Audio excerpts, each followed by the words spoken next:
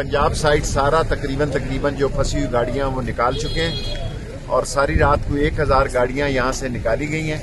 اب ادھر گلڈنہ کی طرف اور باڑیاں کی طرف مسئلہ ہے, وہاں مشینری منگوا لی گئی ہے اور وہ مشینری پہنچ رہی ہے اور گلڈنہ اور باڑیاں جب کلیئر ہو گیا تو یہ کلیئر ہو جائے گا.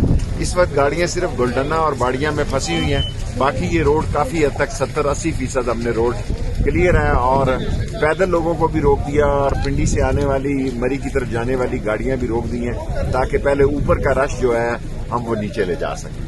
چیف منسٹر صاحب نے کال کی ہے, سارے ریسٹ ہاؤسز بھی یہاں سرکاری کھول دیے گئے ہیں. چیف منسٹر کی ہدایت پہ سارے ریسٹ ہاؤسز بھی کھول دیے ہیں. ہیلی کاپٹر سروس بھی ہم تھوڑی دیر میں شروع کرنے والے ہیں اور ذرا موسم خراب ہے, ذرا موسم بہتر ہوا تو ہیلی کاپٹر سروس بھی شروع ہو جائے گی.